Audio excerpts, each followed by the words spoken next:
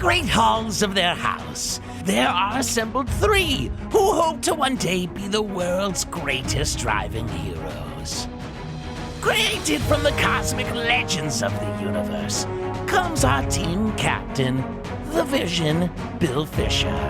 Their soon-to-be Wonder Woman, Vicki Fisher, and our Batman, the master of tools, gadgets, and all things mechanical, our mild-mannered, soon-to-be billionaire, Alan Danvers. Their mission: to fight injustice, share what is right and wrong, to get you out of your house and come out racing with them and serve all mankind. They are the Garage Heroes in Training Team. Welcome to the Garage Heroes in Training podcast. I'm going to be your host for this episode, and my name is... I'm going to go with Bill this time. Who else is hosting? I'm Jennifer. And I'm Vicki. No, you're not.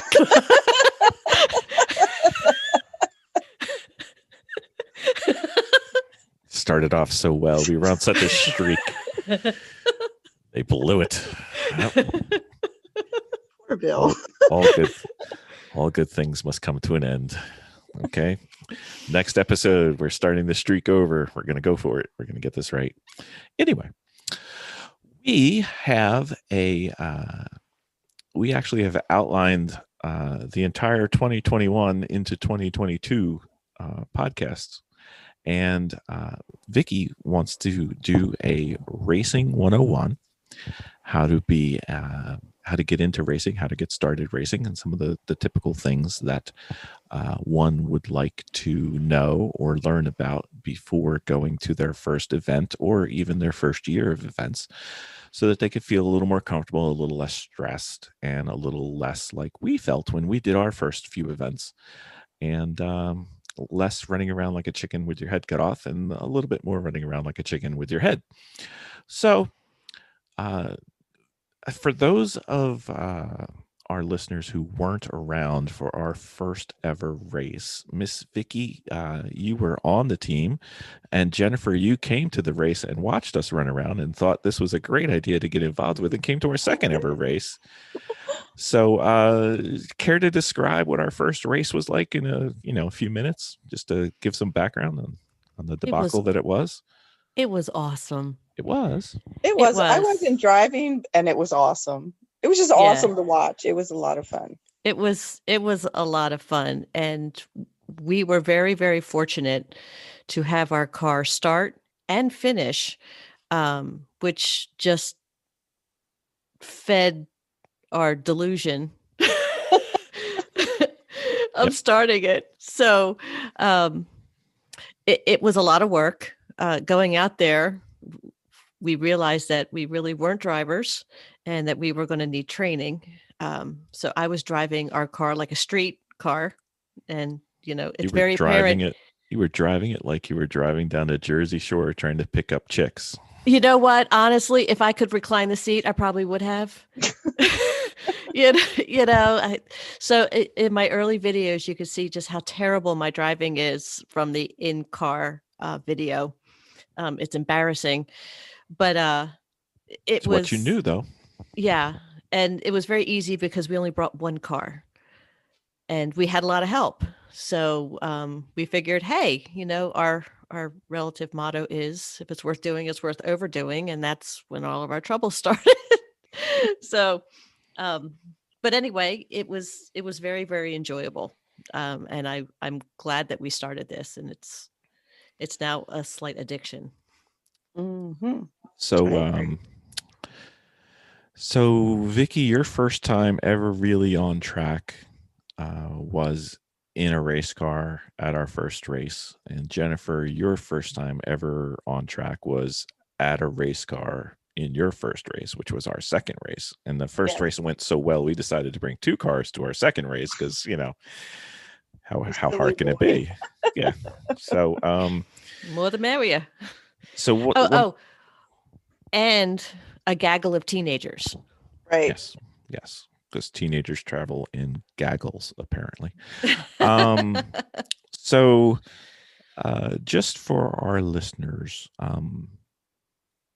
how was it being behind the wheel with 140 cars on the track? Or Jennifer, I think yours was 120, easy.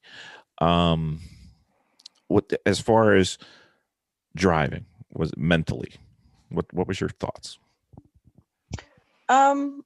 The first couple times, actually. the first couple times, I was really slow, did not even know what a line was.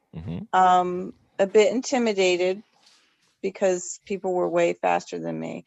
I think there was a level of just survival. I would say that, yeah. Yeah. Just don't hit anything. Yeah. And I remember doing the track walk with our friends, and I just asked, so where do I go to just be out of the way? That was your whole goal. That was my whole goal, is to like just be out of everybody's way. So yeah, that's kind of where I was at. Okay. I think I phrased the question wrong, so I'm going to give you your answer. Okay. And then and I know what I want you to say, but you're not saying it. So let me pull the string. Let me pull the string on your back. Okay. When you guys were on the track, and even I'm not saying even me, but myself, Liam, I'm sure, there is a certain level of anxiety, and then there is a huge level of overwhelmed with all the inputs. Yes. So it's just something you need to be prepared for, and I just wanted you guys to kind of describe that. Well, I have to say that at that point, it has nothing to do with the inputs. Inputs didn't take place then. Yeah, and I think some of that anxiety got a little bit worse as you went on, because you started to realize what you didn't know. I'm talking about all the cars, all the cars. Yes, I mean there was a lot. I mean it's. Let me try and find a way to describe that. How you're overwhelmed with the number of things going on. Spatially, yes. Yes, because But I wouldn't say at that point for our first race, the inputs for the in-car were not the issue, because you don't know what you don't know. Right. Well, you were picking up chicks at the shore too. So, Yeah. So, everything that going on around you, yes, that was more the concern. But having, exactly how my driving skills were going, that just didn't take place until later. And that's when inputs became overwhelming a little bit. Yeah. I mean, it's kind of like if you put a bunch of fire ants in a jar and you shake them up. Mm-hmm. Yep. And then you just kind of like see what happens. Let's see what goes on now. Yeah. And you just like let them loose. So it's kind of like what it was. Yeah. So, one of the things that we've thought about was we're going to have an episode on driver preparation, what we did, which is not what you should do, and what we think you probably would be a much better path. So we'll do that later. But everybody's dying to get into building their race car or getting their car ready to race, and we found an article from Scott Lear wrote several years back, and I think it came out in the Grassroots Motorsports magazine, which is a very good magazine. And it was on building a road race car in 8 easy steps. So we were just going to kind of go through his outline of how the process goes and try to break it down into, fairly large, simple steps, and try to see how things go in terms of building your race car. So we're going to use that as an outline. Thank you, Scott. Thank you, Grassroots Motorsports. And just walk through exactly what we think is a logical progression for building your first race car. Now, Vicki's raising her hand, but has herself on mute.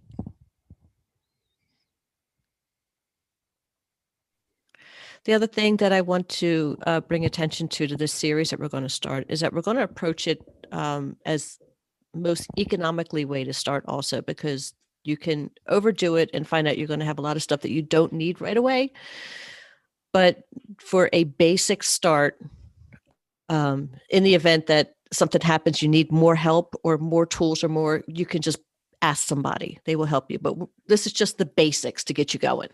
Right. And we're going to try to make it as straightforward and simple as you can and try to prevent you from wasting time and money on different things that maybe you don't need just yet. Mm-hmm. So first thing that we'd like to do when you're doing this is you need to choose what type of racing series or type of racing that you want to do in order to be able to define what your race car is. For instance, if you're going to go do an HPDE and you just want to do some on-track driving to learn how to drive on track, you can go to an HPDE. What would you do to your car for an HPDE, Vic? Honestly, you need to have a helmet. Most likely, you need to have good race brakes. That'd be Probably, great. Yeah. yeah, and probably good rotors and Fluid. and your fluids. It's very basic. Don't do anything else. No, not for an HPDE. You'll be fine. Nope. You can take any car. Any car. The only thing you don't want to do is you don't want to bring a car that'll like flip over. Mm-hmm. So you're not going to bring a jacked up Jeep or something. What was that SUV that used to flip over in the 80s? Right. Suzuki Samurai, I think it was. Mm-hmm. One of those two. Now, when you do the HPDE, that the car that you're going to bring is probably, if I have it correct, is good up to level 4. You can't go into level 4 with a straight car right off the street. Yep, but you're not going to be in level 4 for a while. Not for a while. By that time, you'll know what you'll need for everything. Yeah. So thematically for an HPDE, don't do anything to your car. Ideally, don't get a 90,000 horsepower car and just go out there and drive something that you can handle and something that you can learn from. Jennifer's using a stock Miata, great car. Our son's using a stock Toyota 86, which he daily drives, and all he does is just change his brake pads, and we use brake fluid, and he's good to go. Vicky's using another Miata, and you don't want to have too much power, especially in your beginning, and you don't. At this point, when you're this early in your career, I guess the philosophy is don't waste your money doing more because you don't really know what you want or what you like or what you need. So just wait. Work on the driving, not the car. However, if you're going to build a race car for a racing series, you may want to have thoughts about, I want to go do autocross, or I want to go do time attack, which is basically a short sprint race where you're not wheel to wheel with somebody else. Or you may want to go do sprint racing, which is wheel to wheel, or you may want to do endurance racing. So figure out which type of racing you wish to do, and then try to pick a car that's semi-appropriate. Thoughts? Agreed. No, I agree with that 100%. They're all built a little bit differently. Yeah. And we still haven't, I think we came to a decision, but how many years did it spend? Yeah, we bought a lot of cars. It's been a lot of different cars. Yeah. Yeah. And I'm going to tell you that everybody has a great opinion of a car. Right. It's usually theirs. Yes, exactly. Think about whether you want to do a front wheel or rear wheel. Yeah. Because they drive differently. Yeah. A little bit.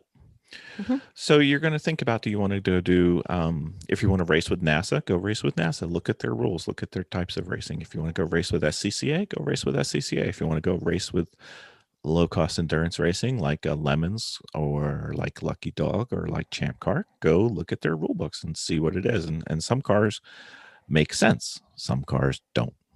Some cars, you just choose them because you love them. That's fine. Mm-hmm. Now, when we're talking about anything other than Lemons or sprint racing or autocross, it is for starters, for like your very first time out there, it would be a very good idea for you to get some HPDEs or high performance driving education under your belt, so you understand where you're supposed to be. only if you're going up into those levels. You can get away with all that on lemons and all this other stuff is fine. But when you start getting into Champ Car, SCCA, there are more skilled people on the track, and it's not just you can just show up and be on there without creating a little bit of havoc on the track. Lemons and Champ Car, you can go out there without any experience. Like, ideally, we think it would be better if you got some, but that's up to you. And wouldn't you want, like, if you were going to do a build, wouldn't you would probably want a car that parts were easily accessible? Yep, you got to think about that. And cost, because some cars parts cost a lot more than others as far as the type of car it is. So, for instance, a BMW or any European car will run you much higher versus something like maybe a Miata or a Honda, which the parts are cheap and very, very accessible.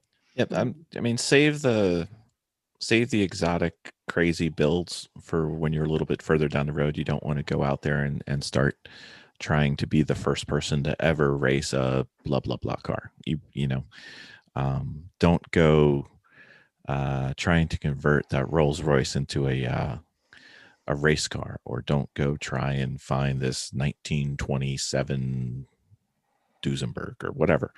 Try to stay with the well-trodden areas and try to stay with the classic cars and try to make things as simple as possible. Ideally, you can probably save a lot of time and headaches if you just buy somebody else's car. Absolutely. But some people are going to want to build their car because they're car people. We're more drivers, honestly, to be fair. If you look down at I was going to say our skills, but even beyond skills, I think our interests more towards the driving than to the car. I just like driving cars at their limit. I honestly don't really care if it's a really, really super duper sports car or if it's a family sedan. Don't care. I just like driving it at the limit and having a good time. So what's the first step once you've said, hey, I found this car? It's probably going to be relatively cheap. It's probably going to be relatively unloved or uncared for if it's relatively cheap. So what's the first thing you guys think we should do when you get a car? Clean her up. Well, I would emphasize more so. I just put a bigger emphasis on, if you can buy somebody else's race car, do that first. Absolutely 100%. It'll already have the roll cage in, already have the proper seats in. It'll all have all your basics except for the add-ons. Technical inspection. Right, exactly. And that's a good base to start off of, because you'll start understanding how things are set up in the car. Now, if you're dead set on building something on your own, you want to go a different way, as Jennifer said, you go ahead and find your car and you clean it up. Okay. So for this demonstration, let's pick one. Let's just say somebody really likes BMWs and they want to go race a spec E46. E46 is a 2000 to early 2000s BMW 3 Series. If you're going to find one, you can find them for a couple $1,000s. If they're really beat up, you can find them for a few $100s. The first thing you would go do once you find one that looks like it's within your scope and time frame and price range is go clean it up, because it's probably not going to be showroom quality from the dealer, fresh out of being detailed. Right. So you don't want to bring all that junk into your work area. Now, we could if it was ours, because our first work area was our front yard. So if it was dirty in our front yard, really didn't matter a whole lot. But if you have a garage or you have something else, you're going to want to clean that car up. You're going to want to wash it. You're going to want to vacuum it. Like, you're probably going to try to get rid of any debris or French fries or whatever's in there. Dead animals. If you got it at the junkyard. Yeah, pretty much dead animals, anything. And you're going to want to scrape it and get it basically clean, because you're going to care for a race car. Ideally, you care what it looks like, but really the first priority is the structure. You want it to be strong, solid. And if you clean it up, you can see if there's any holes, if there's any missing metal, if there's, whatever it is that could be a problem. At least you'll know about it because you can see it and it's clean. I guess it's just like a house. You want to look for something with good bones if you're going to buy a used house, like something you can build on. Yep. Even if you did buy someone else's race car, you're going to want to clean it up. You're probably going to want to take off all their letters and all their graphics and maybe even scrape some sections and see what the metal looks like, because that's what really matters. Unless it's a Corvette, then there's going to be fiberglass, but that's a different story. But you're going to want to do that. And then what's the next step? Strip it. Just strip it. You're going to try to take everything out of it. Now that you've got this nice car that you're ready to go, you're probably going to say, let's get the seats out. Let's get the carpet out. If it's an HPD car, you're not going to change to a race seat. But if it's a racing car, you're going to want to change to a race seat. You're going to pull out the standard seats. All the carpet, all the soundproofing, which is a bear to take off. A chunk of the dashboard has to come out. Sometimes the dashboard will need to come out because you're going to need to get access so you could build your cage and put everything in there. You may or may not need to move the battery. Some batteries come in the front underneath the hood. Some batteries are in the back underneath the trunk. Some batteries are random places. It took me several hours to find my battery in the MR2. I remember it was hidden underneath the spare tire in the front trunk. So if it's soft, remove it. Yeah, pretty much. Yeah. If it's interior, a race car, for sure. You have to make some decisions. Are you going to take out the air conditioning? Probably. Are you going to take out the defroster? Probably not. We would say don't. The little bit of weight is not worth not being able to see out your front windshield. There's other ways of doing it, but if you wish to do that, you can leave it. You can go with a window that has like the those little metal lines in it, like a rear defroster. You can put those on the front windshield. You can have that. You can have a bilge pump or some type of fan blowing. Bilge pump is the wrong word, but you can have a big fan blowing on the window, or you could just use the one that's stock. It's up to you. Really, it's really as custom as you want it to be. Be very careful your electronics. Leave all your wiring in place. Yeah. For now. Until you know more, or until you know exactly what you're doing. Be especially careful of your grounds. You want to be careful of that. And some racing series, you're going to have to, like in Lucky Dog, you cannot have side door windows. So you need to remove those. And in Lucky Dog, you have to remove the steering wheel lock, because they don't want the car to ever have no steering due to some failure where the steering wheel gets locked. It's easier than you think it is to go in there and take that out. It is. Sometimes it's harder to put it back together, but that's the different story. Yeah. Right. Getting it out, it's easy. So that's what you do. You try to make it basically as bare bones as possible. Try to eliminate anything, because, speed is proportional to the weight. The lighter the car, the faster the speed. So you want to do that. Okay. Here's the big one. What do we got to do next, people? A roll cage. Roll cage. So this is not where you want to learn how to weld. This is not where you want to read a book or watch a YouTube video and then go at it. This is something that actually protects you and your team while you're driving. So if you don't know how to do a roll cage, which we're assuming that most of our listeners don't, before their first race, recommend going to somebody to have it done, or working with somebody who's already done it.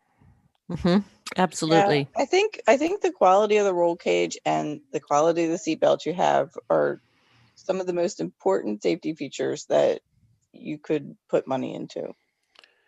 And besides that, you could just do it wrong. Yeah. And then you're just going to have to take it out. Yeah. What will happen is that you will go through inspection, and they are going to crawl all over your car to make sure that you have all the safety features that are in your car. And all these safety features and requirements will be listed in the race series documentation, exactly how they want it. Just go ahead and make a big checklist of stuff that you're going to have to tick off on that. There's going to be anchors that are going to have to be in with the battery. There's going to be certain people are very funny about the battery. So on how that's going to be mounted, and a bunch of other little features that are in there. So make your checklist, but they will crawl all over your car. And if you don't meet those, they're going to kick you back to your paddock. To protect you, not to be a pain. Exactly. Exactly. Yep.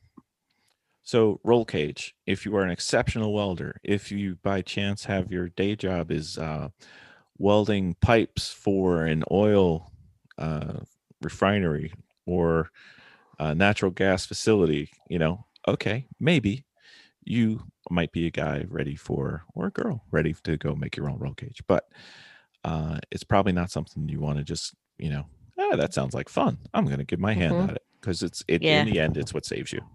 Mm-hmm. And don't scrimp on it. Don't try to make the roll cage out of thinner metal or aluminum or, this is supposed to be fun, and you're supposed to be able to walk home at the end of the day. So read the rules, work with somebody else ideally, or work with a fellow team that could help you. We have everything we need as a team. We have the metal, we have the benders, we have the welders, and we still don't make our own roll cages just yet. So right, exactly. So recommendation for that is you can reach out to the series that you're interested in racing in and ask for recommendations on,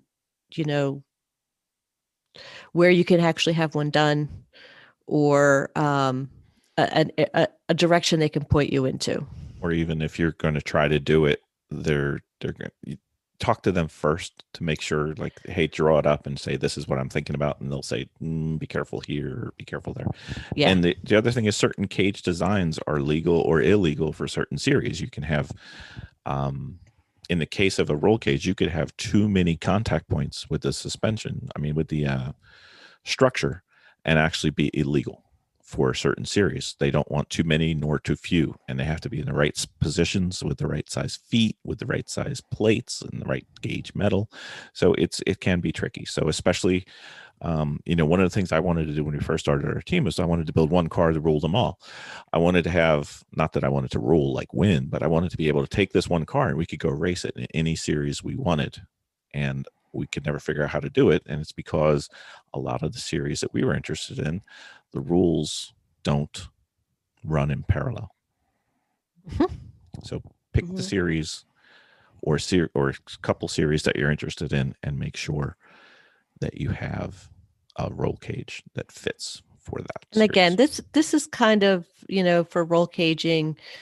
This is not this is like a 2.0 for racing. Again, maybe our best suggestion would be to go ahead and buy your first car with a roll cage already in it. Mm-hmm. Yeah, okay. or pay somebody to do it the first time if you haven't done it before. It's just so important it's just a huge safety feature for the car. Right. And we're working on a car right now, and we're having somebody build us the cage for it. And I've seen their work, and their work is exceptional, and they're friends, so they're helping us out, and we're going to finish the rest of the build ourselves.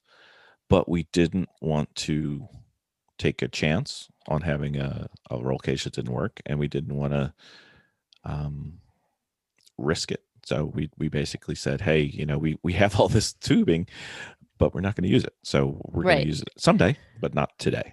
And you don't want to get to the race after paying all the money to enter and all of your drivers entering, and then fail inspection. Right. And then you'll spend the rest of the weekend trying to fix and you may or may not, by the end of the, weekend, be able to get back in there to race, because, it's such a big project. So you really want to make sure that piece is done correctly before you get there. Right. And again, when I kind of bring up like the 2.0 of racing, when you're actually in the racings and you're getting comfortable and you're starting to know people, that's when you start making your connections of, hey, you could share garages for builds. You flip over here, we can help you with this build. And then you can go over there and help them with their build. Stuff like that starts to happen. So, and that's where you would most likely find your people to help you build a roll cage, which is again why I recommend buying the car first. Okay. So for those of you keeping score at home, Vicki wants you to buy a car. Yeah, you know, We got that. Well, just playing with you, Vic. I know you're playing. The other thing What's is, the tub looking? Just kidding. I know. Here comes the The tub. thing is, yeah. Pick a car. If you're going to buy a used car, though, one thing that we made the mistake of, we bought a race car. It was for a different series, a different type of racing. It had nothing to do with what we were trying to do and wasn't appropriate. So we threw it out, literally. I tried to get somebody to scrap it, and he said, "Yeah, it'll cost you $200 for me to go scrap it because there's nothing left." So if you're going to race in lemons or race in an endurance series, Lucky Dog, whatever, try to get a car that's gone through that series. If you're going to go do a Spec E46, it wouldn't make sense to go buy a Honda that raced in another series. You want to race a BMW, choose the car. If you're going to follow, which we all support, buying a car that's already raced in that series. If you're going to race in Spec Miata, buy a Spec Miata. If you're going to race in Spec E46, buy an E46 BMW. If you're going to race in Honda Challenge, go buy a Honda that raced in Honda Challenge. Okay, so research. I would, once you pick what series you want to race in, then go and just read before you randomly make purchases, because that will probably save you a lot of effort, time, and money in the long run. Absolutely. It's not the cool way. It's not the sexy way. It's not the fun way. But we did it the other way, and we wasted a lot of money and bought a lot of cars. And I'd say over half of them have not been on the track with us yet. Vicki's just shaking her head. Yep, I know. We just had a garage sale, so literally, we did. We sold several garages worth of cars. Yes. Everybody's got a great opinion on what car is best, and Bill had them all. You figure if you buy one of everything, you finally get a good one towards the end. Okay, so or when it can be an and. It's worth overdoing. It's worth doing. Okay, so let's pretend that you have your cage now. What would be the next step? Paint the interior. Why? Well, what you want to do is first of all, you want to cover up any rust or whatever, but it also makes it easier for you to find things when you drop them on the floor, and preferably would be like a lighter shade of gray or a shade of gray or white or anything of a lighter color. You'll be able to find things if you don't want it to be them. too glossy, so you don't want to get reflections. No. You don't want it to be too complicated. We had a friend who was on the podcast, and she decided that she was going to paint her roll cage one color and her interior another color. While it looked fantastic, she took a couple day project and made it into a several week project because masking and taping, and it was not pretty. Are you referring to us? No, not us. Because we did that. Yes. No, I was talking about somebody else. But okay. But try to make it simple. You don't want it to be too glary, so you don't get sunlight or reflections, and you don't want it to be too dark, so it's not like you're getting into a cavern. Whitish, grayish, always good. They're the standards for a reason. Rust-Oleum. Right. And sometimes when you go into a certain race series like a Lemons or maybe even like a sprint racing, it's not overly necessary, but it is, just to make things in your life easier while everything's already ripped out of that car, just go ahead and just paint it. It's just easier to keep clean. Which doesn't sound very serious for a race car, but it's pretty important to keep your car clean. The big things, don't it's as with every painting project ever, it's all prep. Don't paint your electronics, don't paint your wires, don't paint your speedometer. Don't paint the steering wheel. Just paint metal. Yeah, metal's good. Don't if you want your car to look super cool and you're using your armor all and you want your plastics and your rubbers to be nice and shiny, do not armor all your clutch pedal or your brake pedal or your tires. Yeah. Never armor all your tires. They get slippery. Yes. So, okay. So now I've got my race car. I picked it out.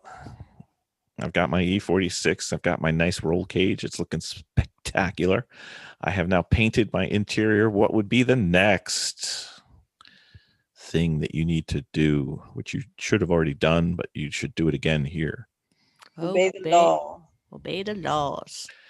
So you want to read the rules. Make sure you haven't missed something. Take notes.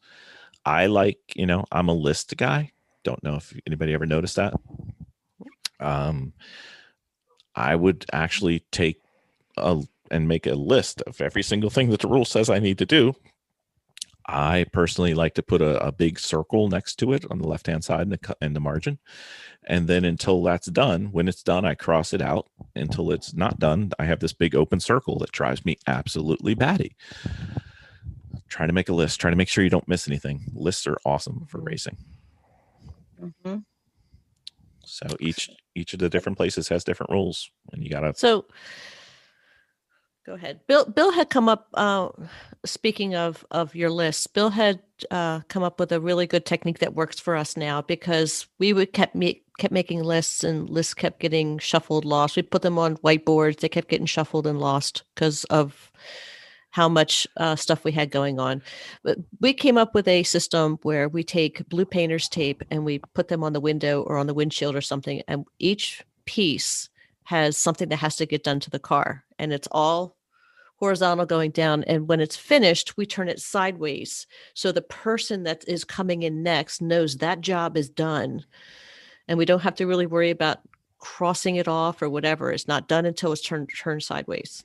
And then we could agreed over the summer that we're going to put your initials next to it. So yeah, that way we can go back and see who did what. And the job sticks with the car. So there's no guessing. Right. And we stopped just finishing it and ripping it off the car, because then we couldn't remember if it was done, because we have a lot of people on our team and a lot of people doing work. And it's like, did somebody do this? Oh, I don't know. And you wasted a lot of time. So if it's as simple as torque lug nuts, if you've got a horizontal tape that says torque lug nuts, when it's done, let's say Liam does it, he puts an LF next to it, he tears the tape off, and instead of it being horizontal so you can read it easily, he puts it vertical, and we know that Liam torqued the lug nuts. So if we get back there and we end up finding out that, the wheel fell off, we can go make sure that Liam which it did. Yes, we can. Not saying Liam did it, but anyway, we can go look back and say, hey, Liam, the wheel kind of fell off, so we got to make sure that something wasn't right, so we try to make it ourselves better. And we make enough errors where every error we try to learn from, and that's one way we're trying to do it. Yeah. So we had this problem because our garage grew and our team grew, as Bill was saying, and it was almost like people were working like ships in the night type of thing. That one was coming, one was going. The left hand didn't know what the right hand was doing. Even though we had lists, they didn't know where the last person let off to move on to the next project. So this is what we had decided to do. And it actually started working because we started having a lot of inconsistencies in our work, and things started happening to the cars because I thought they did that job. Well, I thought you did that job. So nobody did it. And either they did it or they did it halfway and it wasn't complete. So this solved that problem for us. And the other nice thing is, Jennifer doesn't live close to us. She's like 2.5, 3 hours away. But when she comes up with Jim or Jacob or son Jimmy or whoever, they can easily go into, after being away for several weeks, they can easily go into the garage, take a peek at what's on the list, and say, oh, I can do that. On the car. Right. This is what this car requires. Right. So that's the reason why if you see some of the pictures on Instagram, our cars look like they're just been battered by blue painter's tape. We'd really love to get painter's tape that doesn't stick, but it's a different color because it's a lot easier to draw on. But we only find blue so far. But we're working on it. Anybody knows And I where will we say can. we're still learning, and not everybody. Like, I'm probably the least efficient person as far as mechanics come, but there are some things that I can do, but there's a lot I can't do. So I can just go around and look and see what I can do and just do those things. So it is really a good system. So far, it seems to be working for us, I think. Mm-hmm. All right, Miss Jen, what do you do after you've done your review? You know what your car's requirements are. What's the next thing that looks like it would be a good plan? This would just be the regular maintenance, Mr. Bill. I like regular maintenance. That's a good idea. Yeah. So that's as simple as, oil change, brake fluid, brake pads, check your fluids, check your alignment, check your tires. Do they have tread? If they're slicks, they shouldn't. If they're not slicks, they should. Crazy things. Mm-hmm. Wow. You guys really went into detail on that one. Well, this is an area where I'm still learning. I'm still having my ahas because I didn't realize that there is we kept having issues with our power steering, and I didn't realize that also needs to be tended to. And I don't think it was until this year, which we're our third year in. Fourth year now. Yeah, we're entering into our fourth year, and I came in with zero automotive experience. I didn't even change a tire. Mm-hmm. Now I just finished putting struts on my car, and we're getting ready to do a wheel alignment on it. And now internal. Now I can start looking at an engine, and I'm starting to understand more components and what they do and how they link up and what their purposes are. And right now I'm just a parts swapper. But when it came to the fluids, I didn't realize there were fluids that were deeper inside the engine I needed to worry about. So I don't think it was until we had one of our guests on named John Lavin, who just said, episode 157. It was a great episode. I honestly think I had my big aha moment when it came to maintenance, that in the off season, and especially after your races, there's certain lists that need to be taken care of, and certain whether it's time on the car, how long has that part been on the car? And even though it's not broken, sometimes it needs to be taken off and replaced depending on how hard that car has been driven. So there's something on your car called consumable parts that you need to make sure that you have. And we'll go into those also. But basically, he was saying that you have to remove those parts, and you have to look at the parts or replace the parts that go whir. And that was my big aha right there, because those parts will wear down, and you have to take care of those. So that's when we go back to the originally when you're choosing your car. If you're choosing a car like a heavier car or most of the European imports, they're going to be more expensive brake rotors, brake pads, things that wear. If you're choosing something lighter or something like, the answer is always a Miata or a Honda. I like Miatas. those cars are lighter and their parts are cheaper, so they're typically cheaper to run. If you go look at the podcast that's coming out tomorrow, but you haven't heard yet because it's, as we're recording, it's coming out tomorrow. But Ian Korf runs a Yaris. He has a very, very low cost car with very good fuel mileage and very low cost consumables because it's a very light car. He still has a blast out there, but his running costs are much cheaper. So you have to take a look at that. And if you sit there and say, well, I can afford blah, blah, blah, chop your blah, blah, blah in half and expect it to be more. So try to under club and, plan on spending less, and don't worry, you'll spend more. It's easy, really easy. There's a great person that does podcasts on how to run cars and parts cheaply. And what is that? No Money Motorsports, but it's not a No podcast. Money Motorsports. Not Okay. a podcast. Who's gonna Okay. come It's on a too. website. Yes. Yeah. He has a great insight on how to manage a race team in it, effectively and cost effectively. You don't have to make an expensive port really expensive. It's kind of like when you go to Hawaii. You can spend as much money as you want, but you don't have to. Mm-hmm. Okay. Next. Most important. What do we got? Safe and sound and fire resistant too. Right. Mm-hmm. Never, ever, ever skimp on your safety. Never. Ever. No. It's literally what keeps you safe. Mm-hmm. See how I put that together for him, just in case I it did. Yeah. I did. Yeah. I feel safer in a race car than I do feel on driving on the street. Mm-hmm. Yep. Absolutely. Because I know the people that are in those cars are highly focused, and I know that all my gear that's on me and around me will keep me safe. And nobody's texting. Exactly. Nobody's cruising Instagram or Twitter if you're on a racetrack. Mm-hmm. And you tend to all be going in the same direction almost all the time. Mm-hmm. When you're not going in the same direction, either you or they are having a serious problem. Right. And also keep in mind on skimping on your, to not skimp on your safety gear is that it's not a matter of if you're going to have an accident. It's a matter of when. You will at some point wreck your car or have somebody hit it, or you will go off track. It will happen. Doesn't matter how good you are. It does not matter.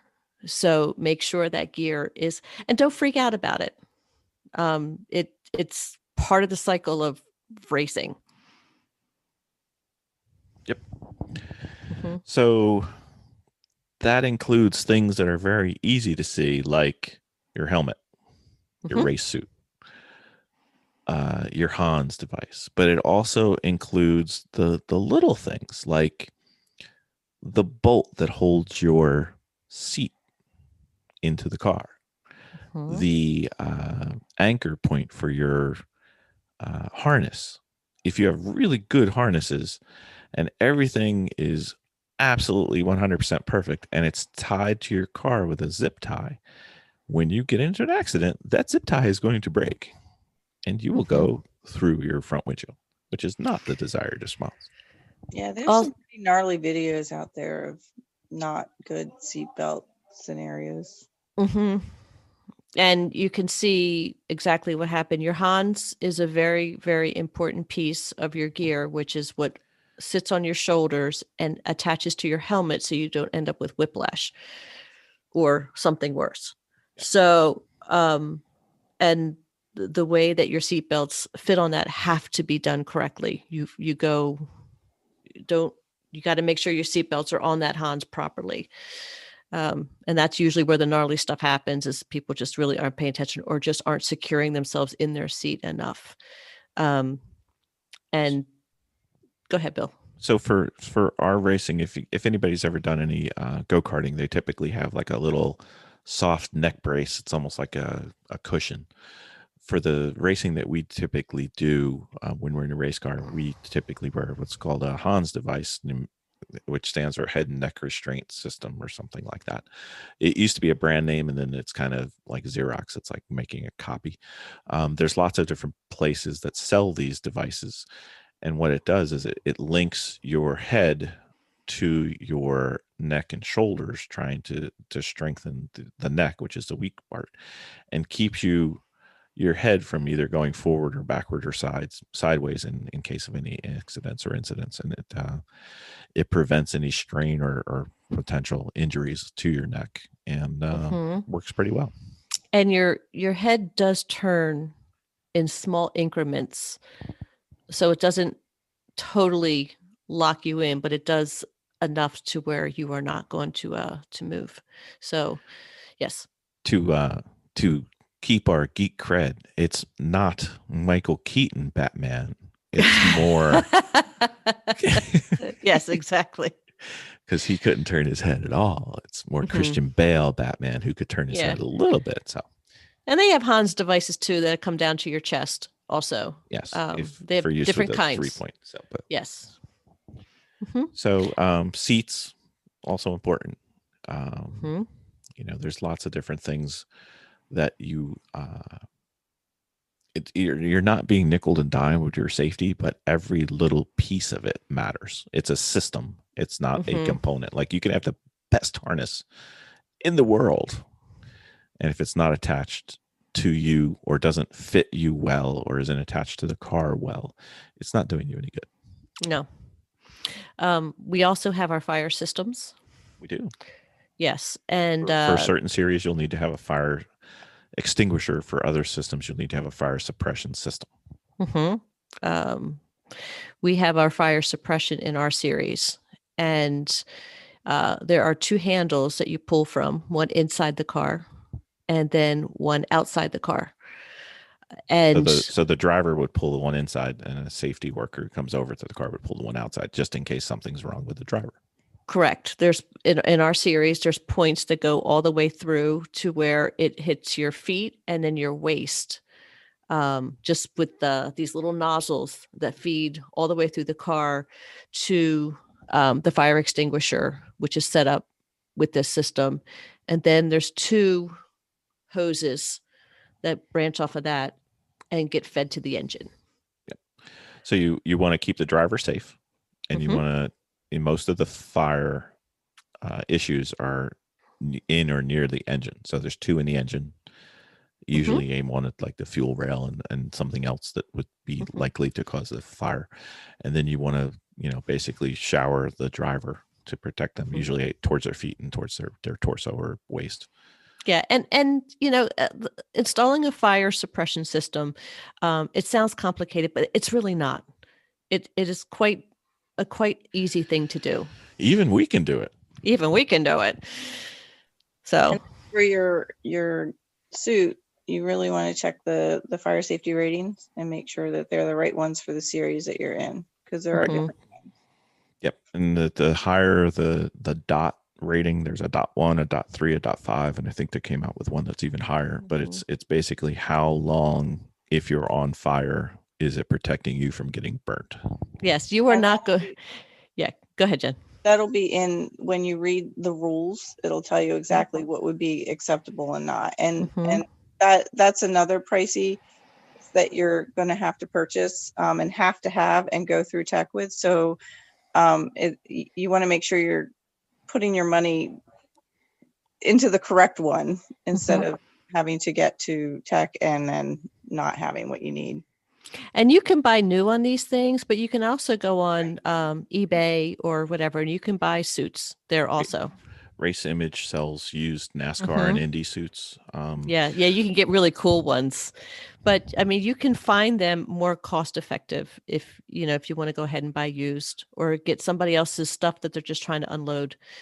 And it's all dated. Yes, and everything is dated. You can spend as much money as you want, right? And you can spend it wisely, or you can spend it excessively. Now, if you have unlimited amounts of money, you can buy anything you want and go do anything you want. We're trying to save you money. Also, if you have unlimited amounts of money, garageheroes@gmail.com would love to be sponsored by you. But we're trying to help you save your money. We have a whole bunch of links on our website, which are cheap places, yet good, kind of bargain places where you can get good race equipment, good safety equipment, good sources and resources that we've used and would recommend. So if you ever have to, go to our Garage Heroes website. Okay. What is the last thing that you should work on? I feel pretty. What is the only thing that Vicki and Jen seem to focus and work on? No, I feel pretty. This is our favorite part. This is where Jennifer and I shine. Right. So Livery. Yep. livery. Yeah. Liveries. Yes. Liveries. Yeah. Yep. Liveries. Don't make your car pretty until it's finished, Yeah. because it's just going to get messed up. Yeah. It is. You can buy your numbers online. There's race places that you can get your numbers. Sometimes you can buy your numbers. If you're at an HPDE, you can buy them right there. You can use tape. People just paint them on sometimes, depending. Sure. But you also have to be careful, because if you're entering into a race series, sometimes the numbers aren't solid. Yeah, they aren't fixed. So you pick something that's really, really obscure, or so nobody will take it. Sometimes the 3-digit numbers are sometimes start to get pretty obscure. All the lower numbers are mostly taken. Yeah. So like, don't think, oh, I like Richard Petty, I'm going to be number 43. Nobody's ever thought to use that number before. Yeah. It's probably so taken. If it's going to be permanent, or I would avoid that altogether. Vinyls work really well. You can get those online. You may meet friends at the track who have a vinyl cutter. They may cut them for you. Yeah, that's right. Jennifer and I have painted cars.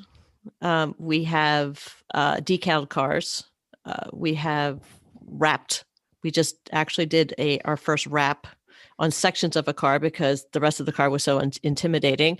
So we just instead of painting our one vehicle that we had, because the paint job was really, really good for the most part, that we didn't want to have to strip that whole thing down. So we decided to do some wrapping on it, which was actually pretty fun. And then it allowed us to change it in the future. You plastadipped a car. I plastadipped a car. I would never recommend that. Spray rattle can spray plasti dip.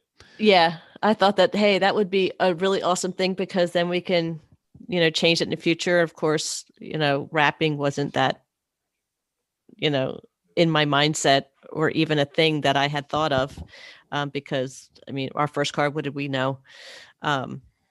And the thing is with the plasti dip is that it picks up every oil and every dirt. And if you have a decal that you don't like, it'll take the decal and the plasti dip with it.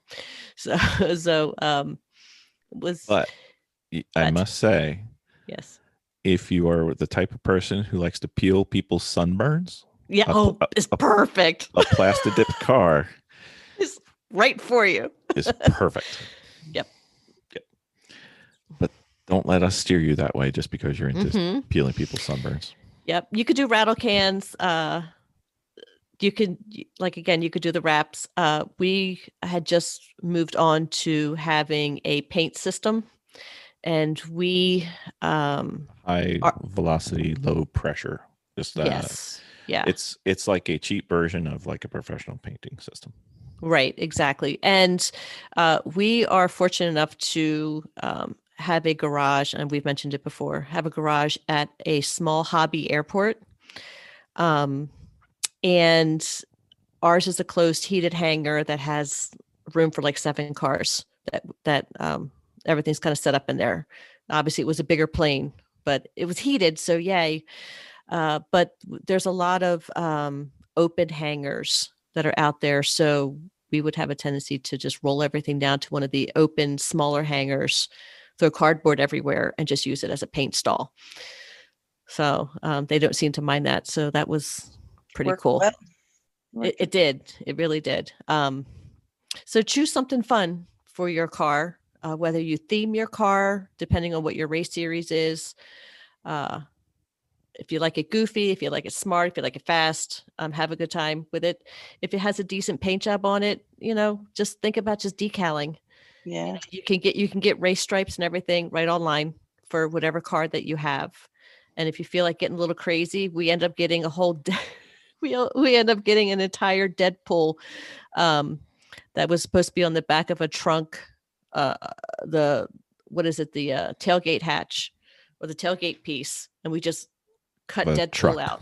Yeah, of a truck. And we just cut Deadpool out and stuck it on the car. just laying sideways, just doing his thing. So, I mean, you can be creative with it, have a good time. Try to avoid the overused themes if you can. Don't think that, hey, I'm going to have the Gulf livery. Nobody's ever seen that before. Don't try to have like the unless you're doing it for humor. You know what? Just be yourself. Just let your freak flag fly. Just have a good time. Especially, okay, so we're in the lemon series, and as everybody knows, and the nice thing about that is that what is the trophy for that one called? Index of effluency. Yes, it is. So, and it just, theme your car and have a good time with anything that you want. And, it could be Tostitos. You should go out as a nacho, just, I think the most memorable one in our series was that somebody had decided to have their car and their whole entire team be Mario Kart, and their car was the purple shell, and it was a purple car, and it had literally Blue shell cones. It was a blue shell. I'm sorry. And it had cones all over it, like spikes. And that's what they raced in. It looked like the blue shell going around the racetrack. It was hysterical. Yep. So, but all that will depend, I guess, on the series that you pick. It would depend on the series. Yeah. But have fun, enjoy it. And the general rule in lemons is, if everybody gets it, that's okay. But if nobody gets it, then it's too weird. But if only one or two get it, that's about right.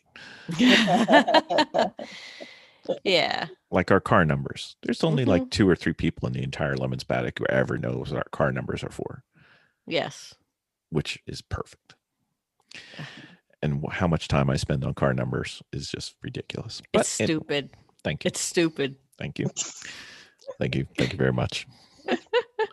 So that is it. It really doesn't take that much to get your race car ready, your first race car, but it is time consuming. It takes a lot of time, and there are certain steps, especially the roll cage, where you really need to know what you're doing. Mm-hmm. A lot of it is just trying to digest. And when we say read the rule books and study the rule books, it's not because we're just saying, oh, this would be a really good thing to do. Especially when you're new, you can read these rule books and you have no idea what they're saying. We were at a particular race, and a group of young kids came up, and they had built their car, and their roll cage failed, and wasn't fixable. Was not fixable, and they tore that sucker right out. And they end up building another one? Yeah, they did get on the. They ended up on the track. Yep. I think it. Yeah. Yep. It took all weekend. It took all weekend. Yeah. I don't think they got until Sunday. No. And remember, you may win the "You Got Screwed" award or most heroic fix, but it's a whole lot cheaper to build a cage right the first time, and it's really, really cheaper to build a cage and not have paid for all that track time. Yeah. So come with the right stuff is the best thing to do. And it's a $2 trophy, people. You really don't care. So go have fun. Be safe though. If you have any questions, feel free to reach out to us, garageheroesandtraining@gmail.com. Let us know. It's a lot of fun. It's not as bad as you think it is, but it probably takes longer than you think it does. Is kind of, I guess, how we'd summarize it. And this is build season right now. Your build season will start from most likely it's I think the race season pretty much ends in December. Well, and depends where you live. Yeah, and things go quiet. I know we're in the Northeast, so our build season starts November, although we don't get to it till after Christmas. We, us, not we, everybody. Right. So our first race in our series, we're shooting for April, and we're already feeling like we're a little bit behind. So we're starting to pump things out. Yeah. So just keep that in mind. It takes a long time. You think it doesn't, but it does. And then our next series, as we start going on, we'll discuss the basics that you're going to need at the track. Yep. And things you do to prepare for the track, and things you do to prepare for your first time on the track, and various other things. I think we have 6 or 7 episodes. We'll have one each month, and we should have these going forward. Every month. Okay. Or maybe if Vicki gets her way, it'll be more than once a month. Anyway, I'm thinking if we're going to start getting these people ready for season, then we should probably start doing them more than once a month. Okay. Mm-hmm. All right. So all those guests that we've already recorded, you're waiting. No, we could squeeze one in on a Sunday. All right. Extra bonus episodes. All right. Very well. For all those people who wanted more Garage Heroes and Training podcasts, you just got your wish. For all those people who said, why are we doing the one we're doing? Sorry. There'll be more. We'll get them out. So, proof, once again, we can do a podcast in under 17 hours. We've done it. Yes. We did good. Who knew? Thank you, everybody. Have a great night. Bye. Dominating with Dawson. Paging Ben Dawson. Present. Oh, he's back again, Jen. Awesome. Awesome, Dawson. Awesome. Watch out. That's right. Back to our 101 segments. Ben. I love it. We had a guest on, I remember it was probably over a year ago. And they didn't want to start racing until they thought they could win the race. Oh, really? Huh. We tried to talk him out of it. I think we might have had a chance at it, but I tried to explain that there's other things, other wins at a racetrack besides the one winner of the race. Right. Care to expand upon my theory? Well, sure. So just to make sure I understand what you're talking about, you're talking about somebody who didn't want to go to even do a DE? Yeah. Or is this somebody who was doing DEs? Sorry, go ahead. They didn't want to start racing until they were ready to win. Yeah, I mean, to me, the thought of winning races is very far from anything I'm thinking about when I go to the track. It's nice. It's fun to do. But for me, the win is going to the track and getting to drive my car at all. And people have different focuses. But one of mine is not really results or anything like that. But there are people who are really obsessed with it. I mean, you ask anybody who's running around trying to catch every SCCA majors race in their class and spending a ton of money. It's important to them. So I don't know. It's my own personal priority is to get out there and do it. And if I waited around until I felt like I could win a race, I would have to. How would you learn how to drive? How would you even just be ready to go win a race? I don't even get that mentality. The fun is getting fast and going to getting on the track at all. I don't know. Does that make sense? It does. Jennifer, what wins do you have when you go to the track? When you walk away from a race or track day or whatever, and you feel like you won, since I know for a fact that you and I have never won a race. Do you ever feel like you win? Is there something else that, wow, I'm really happy I came? Or yeah, I mean, every time I go, I'm happy I came. I mean, what are you talking about specifically? Well, I mean, driving, the way the team goes. Well, absolutely. I mean, a lot of times I feel the best, I guess, when I personally improve. So I'm never there to like really race anybody. It's just me trying to improve my driving. So if I feel at the end of the DE or race or whatever that I did well, then I go away feeling happy. So getting better is a win. It is a win for me. That makes a lot of sense. Yeah, it does. Absolutely. One of the ones that occurs to me while I was thinking about this is sometimes the win is in getting in the people I get to drive the car with. It's what we're talking about an endurance race weekend. There have been times where our own team has gotten to bring in some friends. When one of our teammates couldn't make a race, it gives a chance to bring in somebody we wanted to hang out with or haven't seen for a while. And so we've gotten to do that a lot. And I get way more excited about the fact that I'm going to get to race with Ian Corf or something like that, or go down and share a car with my buddy Blake. That's way more fun to me. The fact that I'm going to go do this with somebody I really like more so than what we do on the track as far as results or what we're driving.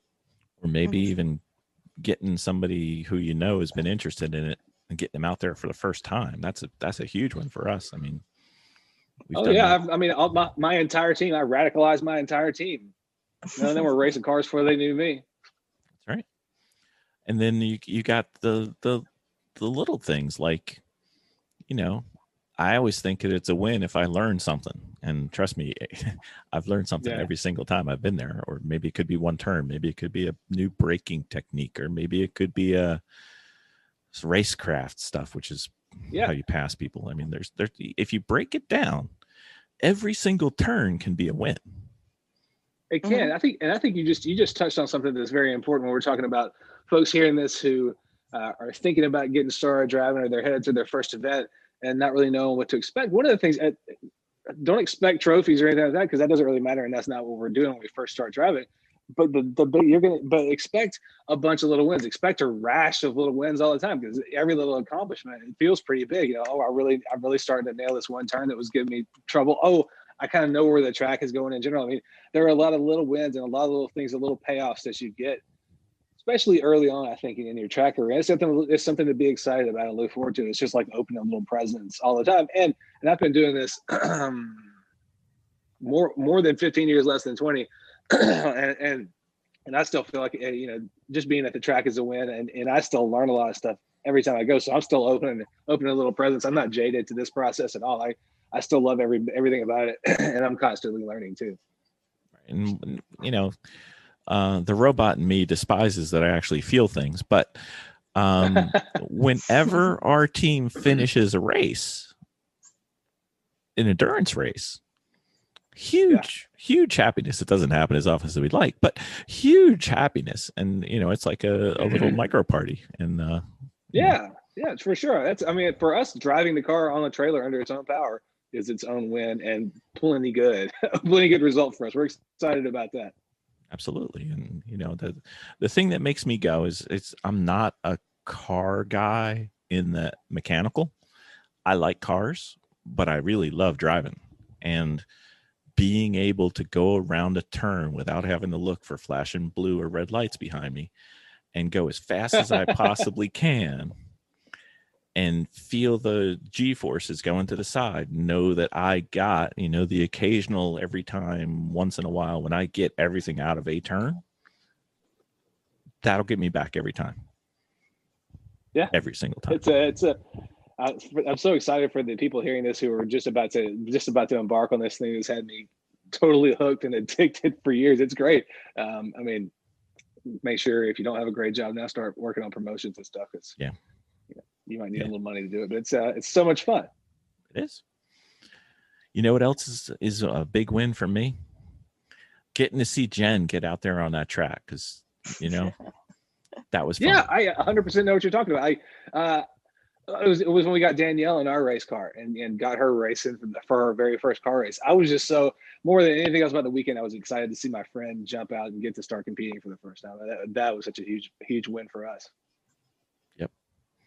Jen, I don't know if you remember this one big win that you had, but you were stuck on the hill. I was. See, this is the perfect example. If I can do it, anybody can do it. A lot of little wins early on there, right? But you won. Couldn't even get up the hill. I had a whole cheering section including the flaggers. The flaggers gave funny. her the wave when she went by. It was pathetic. But it was fun. It was fun. Yep. Lots of little wins. Lots of little wins. So once again, if you're only focused on winning the race, let me assure you, I'm going to burst your bubble, that when you come in to the race for the first time, you have zero chance of winning. None. Pretty much. Yeah, I think I won a kart race like within my first season, but there was months and months and months before I had to even won a heat race. But it wasn't your first race. It takes a while. So absolutely not. My first race, I got lapped like 30 times in a 20-lap race. Exactly. So just wash that away and break it down. It's one of those things. Like if you look at your education, right? Whether you finished high school, didn't finish high school, finished college, didn't finish college, whatever. If you look at it after you're done, you sit there and say, wow, that wasn't so bad. But if you were to be a kindergartner looking at all the homework and all the papers and all the reports and all the tests that you have to do, you would just stop because it's overwhelming. Just do the work. Just go to the track and try it. Yeah. It will suck you in. That's a weird mindset that you're describing, somebody who just doesn't want to go do any of this until they're completely ready to win. I mean, I can understand wanting to get good at driving before you want to start competing. Like, I don't want to, go take comp school for club racing or whatever until I've done the X, Y, or Z. That's a little bit different, but yeah, and I can also understand maybe thinking that you don't want to go to the actual in real life track until you've done a bunch of work on a sim, which is also what just accidentally occurred in my life, just from being a poor college student and being obsessed with racing before I even knew you could go drive at a track. But I say that to say you can do a lot of things away from the track and then show up and probably be more competitive. But I would never use the excuse of, well, if I can't just win out of the gate, I'm not going to show up. That's crazy. There's so many more wins all along the way, from the beginning to, I guess, the end, because they're still just like, whenever I'm at the track, it's mostly win. Enjoy the process. The journey's the fun part. And don't you even find, like, even with one of our episodes with Race Bar, they went in it for fun, and then they got really competitive, and then they just kind of circled back, and now it's just like, winning's not an issue. Just have fun. Yeah, nobody's making their mortgage on what we're doing.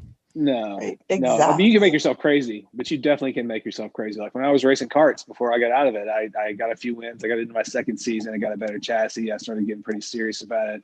And I was doing Mr. Wizard chemical stuff to my tires until 2:00 in the morning every weeknight. And I got crazy. And every time I went, when I didn't win the feature, I felt like I'd failed. And like it got to the point where I was so obsessed with it, it wasn't any fun. Like it wasn't even fun if I won. It was like, oh yeah, I won. Well, Exactly. I felt like I was owed if I didn't win. And so once I realized that, I sold all my karting stuff and decided to get into cars. And I told myself forever that I would never let myself get that obsessed with winning. And I don't even know why I did. I'm not even that competitive in that way. But it can get away from you. And if you head in with that mindset, it's not going to be that fun. And you're probably not going to be that fun to be around. No. But you can be competitive, but not. But even against yourself, like I kind of feel like I'm competitive, but I'm trying to like beat my last time or better myself. You know what I mean? So that you can. I let it get away from me. This is you can be competitive. This is just a me problem. I let it get way away from me, and it got too twisted. I'm still competitive. Like I'm next to you on the racetrack. I'm going to drive faster than you and make a point of it. But I just made it that for me, the desire to win got so twisted that it sucked all the fun out of even not winning. So that's when I had to take a step back from that discipline of motorsport. So there's fun things besides winning, huh? Yeah, definitely. Most of the stuff that's not winning is fun. Yeah, I futilely tried to explain that, there's 140 cars in a race. There's only one winner. It's not a lot of good odds there. So anyway, All right, go have fun. Enjoy the process. Enjoy the driving. Enjoy the friends. Enjoy the paddock. Come over and enjoy hanging out. We'll have fun. Yeah, we'll show you fun things. Definitely. Watch out for Race Bar, though. Come on out. Yeah, watch out for Race Bar, but come on out. Thank you, guys. All right.